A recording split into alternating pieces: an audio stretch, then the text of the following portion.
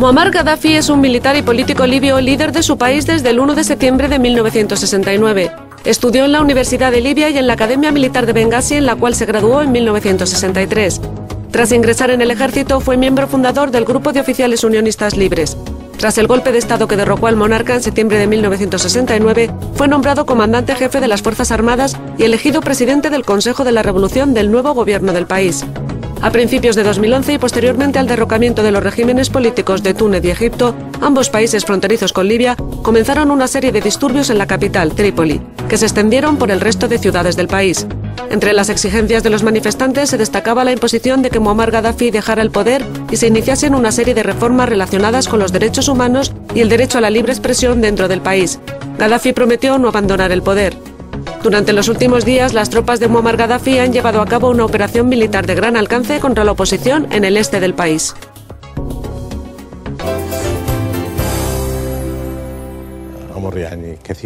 Nos alegra mucho que los espectadores de la cadena RT, que emite en 3 lenguas, inglés, árabe y español, puedan escuchar su voz. Quisiéramos que nos describiera lo que sucede ahora en Libia. Hay muchas ideas erróneas y a veces raras acerca de la situación en su país.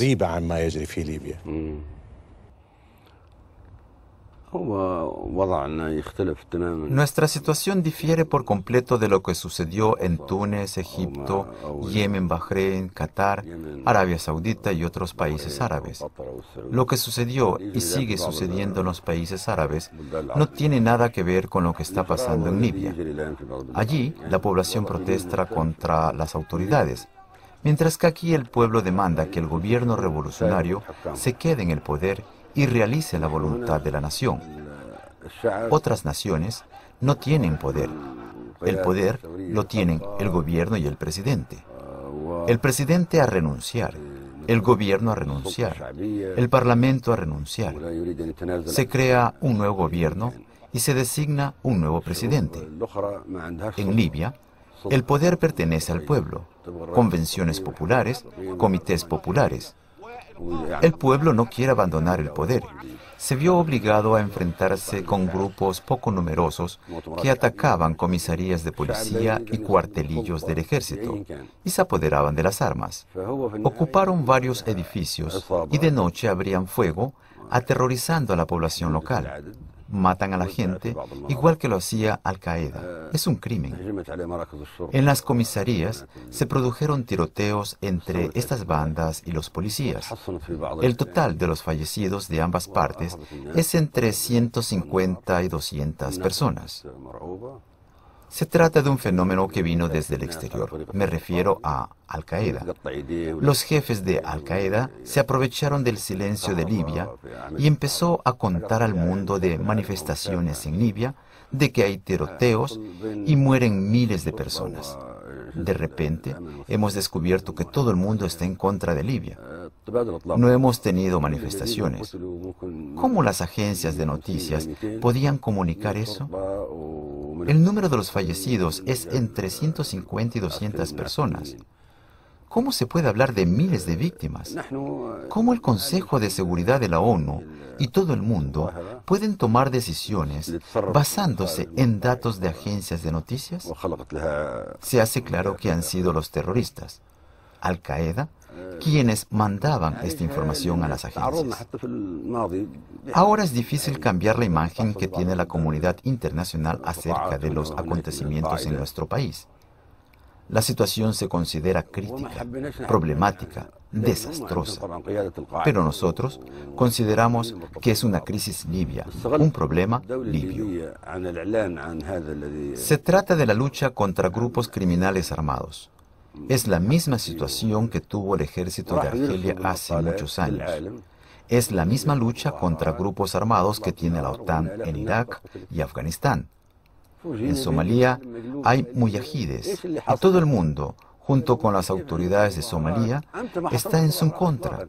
Si las bandas extremistas armadas son numerosas y están en todas partes, en los países de Magreb Islámico, eso se llama Al-Qaeda. Es sorprendente que el mundo tenga esa postura hacia Libia. Creo que el mundo formó su postura basándose en la información errónea de agencias de noticias. Y ahora quiere intentar salvaguardar su imagen y ceder. Incluso la Secretaría de Estado de Estados Unidos dijo que sí, que en realidad ha basado su posición, en información que viene de las agencias de noticias. Primero, hace falta que manden una comisión que investigue los hechos y solo después de eso se tomen las decisiones. Segundo, la Carta de la ONU estipula que la organización no tiene derecho de intervenir en asuntos internos de cualquier Estado. El Consejo de Seguridad de la ONU debe intervenir solo en caso de una guerra entre dos o más estados. Y respectivamente, la Carta hace la resolución 1970 no vigente. Hemos dirigido la solicitud a la Corte Internacional para que sentenciara que la resolución no es vigente. Abrimos nuestras puertas para los periodistas y agencias de noticias y, desde luego, para las agencias que estaban involucradas en difundir aquella información. Ahora les resulta difícil cambiar su posición. Abrimos nuestras puertas para las comisiones de investigación de la Unión Africana, de la ONU, de la Organización de la Conferencia Islámica y de cualquier otra organización. Queremos precisamente eso, porque nos interesa que se conozca la verdad, que en Libia jamás ha habido manifestaciones. Los terroristas no salen a las calles a manifestar. ¿Ha oído alguna vez que Al-Qaeda salga a manifestar? No tienen ningún tipo de demandas. Desde luego, tienen controlados varios edificios en Benghazi, en Beit y otros lugares. Aterrorizan a la gente, se apoderan de las mezquitas y proclaman emiratos. Emirato, Al-Qaeda, otro emirato. Cada uno autoproclama ser emir de una calle o una casa. Esa es la realidad.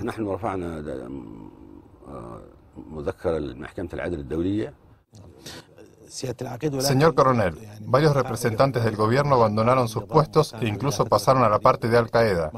Hace un tiempo, el mundo les conocía como sus aliados fieles. Entre ellos hay diplomáticos famosos. ¿Cuáles han sido sus motivos?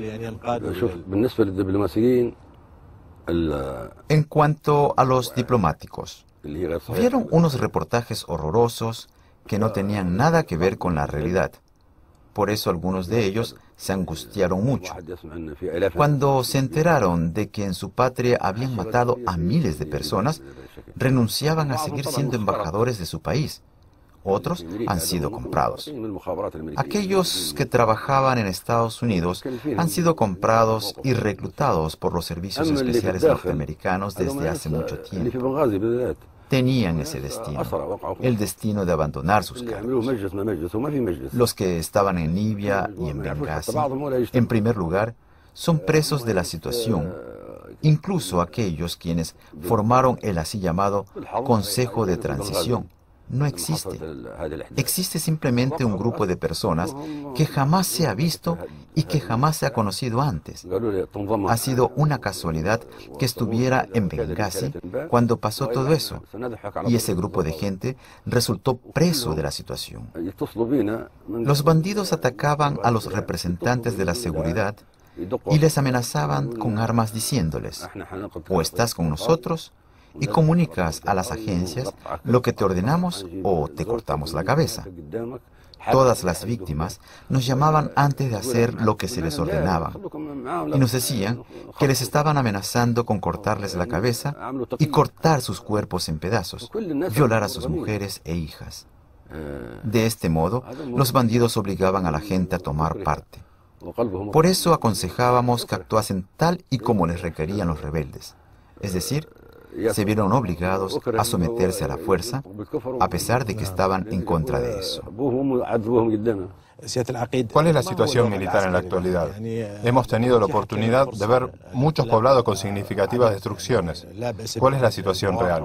¿Se podría esperar que el bastión rebelde de Benghazi caiga en unos cuantos días o semanas?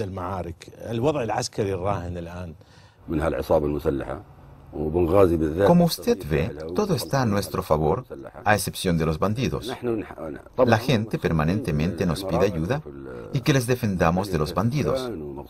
Particularmente Benghazi pide ayuda. Por supuesto, los rebeldes se encuentran en edificios, incluidas casas para crear un escudo humano. Consideramos que Bengasi puede por sí solo, sin uso de nuestra fuerza militar, resolver su situación. Por ejemplo, la organización Los Médicos Sin Fronteras declaró la evacuación de sus especialistas de Bengasi y los envió a Egipto. La gente ha comenzado a salir de la ciudad. De Bengasi han salido miles de personas, entre ellas algunos bandidos que antes habían cometido crímenes y se encontraban en prisión. Los rebeldes, a propósito, atacaban las cárceles y liberaban a los criminales culpables de tráfico ilícito de estupefacientes, asesinatos y contrabando. Les proveían de armas para que lucharan del lado de los rebeldes. Todos estos grupos se han dado a la fuga y yo considero que van a ser cercados en Bengasi y se entregarán. Un observador extranjero indica que Directiva Libia demuestra una gran tranquilidad, es decir, no hay nerviosismo en la toma de decisiones. Particularmente, en lo que toca a la política internacional, ¿usted está satisfecho de la posición que han ocupado algunos países? Usted había mencionado que ciertos países se esconden tras las resoluciones internacionales. ¿Tiene usted datos de que estos estados no están dispuestos a tomar resoluciones como se esperaba antes? Como ya he mencionado antes, el mundo se ha visto en una situación incómoda y ahora lamenta este particular. El mundo ha llegado a saber que se había equivocado y que lo sucedido en Libia, de raíz, se diferencia de lo que sucedió en Túnez y Egipto. La comunidad mundial ha visto al pueblo de Libia saludando a Gaddafi. Toda la preocupación de la gente está vinculada con la revolución libia, el 1 de septiembre en todo el país. Ninguna manifestación contra el sistema existente en Libia ha sido fusilada. Al mismo tiempo, Al-Qaeda está presente. Por supuesto, como ya había dicho, fueron utilizadas otras personas que ya he mencionado y que casualmente se encontraron allí y se convirtieron en rehenes de la situación, tales como Amin al-Adel y otros abogados que llegaron a Bengasi y fueron obligados a crear un consejo de transición para, con su ayuda, recibir apoyo financiero económico. Ellos fueron obligados y utilizados en calidad de instrumento para realizar determinados planes, pero al fin de cuentas resultó que el denominado Consejo ha sido una ficción. Al mismo tiempo, los miembros del Consejo no tienen relación con los rebeldes desde el punto de vista ideológico. Los rebeldes no reconocen a Amin al-Adil y otros. Ellos son considerados infieles. Usted conoce perfectamente la ideología de Al-Qaeda. Ellos declaran infieles a todas las personas. Ellos no tienen ningún tipo de exigencias ni económicas, ni políticas, ni sociales. Su principio es mata, mata hasta que llegue el día del juicio. Luego de que todo esto finalice, y esperamos que esto ocurra pronto, ¿usted reexaminará su ideología? Como dice la frase, no habría sido feliz si no hubiera conocido la desdicha. ¿Usted, como resultado, no va a reexaminar todo el sistema político? ¿Se podría esperar una nueva constitución en Libia? Lo sucedido no tiene ninguna relación con la constitución o con el sistema de la sociedad civil o con los derechos civiles. Lo que ocurrió fue que a este conocido grupo armado no le interesa la democracia. Usted conoce a Al-Qaeda. Ellos consideran la democracia como infidelidad y que ha sido creada por infieles. Ellos no reconocen la democracia y solo reconocen el califato y otras cosas parecidas. Ellos tratan de obligarnos a reexaminar nuestros invariables valores. El poder del pueblo es para siempre. Esperamos que el pueblo egipcio se vuelva democrático, Egipto sea democrático, Túnez también se vuelva democrático y todos los movimientos en los países árabes derroquen a sus regímenes y se conviertan en algo similar a Libia, es decir, en democracia, y el pueblo pueda manejar a los congresos y comités populares. Señor coronel, por supuesto que usted ha hecho un seguimiento de la posición de diferentes estados.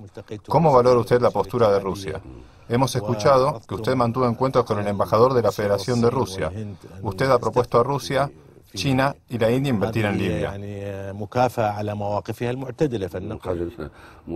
Ya no confiamos en Occidente. Por esta razón, nuestros aliados en el área petrolera, en la construcción e inversiones serán Rusia, China y la India.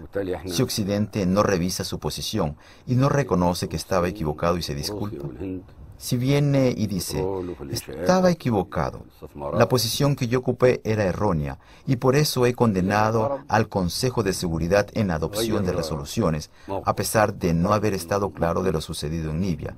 y todo lo que pasó no merece esta bulla. En este caso, Occidente debe abrogar la resolución 1970. Si ellos llegan y se disculpan y reconocen que no tenían la razón, y en este caso pueden ser restablecidas buenas relaciones y la cooperación económica en el área de la extracción de petróleo, en la construcción y empresas mixtas. Posiblemente ellos vuelvan, pero la prioridad siempre será para Rusia, China y la India. Hemos escuchado que ciertos líderes de países occidentales ahora tratan de disculparse ante usted y corregir sus errores. ¿Cuán fidedignas son estas informaciones? Sí, así es. Recibimos confirmaciones indirectas de esto. Ellos dicen que se han equivocado y piden disculpas y que ellos no pensaban que todo ocurriría de esa forma. Proponen olvidar las conversaciones sobre las sanciones y el bloqueo aéreo y reconocen sus errores. Realmente, ellos nos hacen llegar este tipo de señales. ¿Cuál es su opinión? ¿Occidente se había preparado para enfrentar estos acontecimientos o esto devino de manera natural y Occidente no pudo determinar de inmediato su posición con respecto a estos acontecimientos?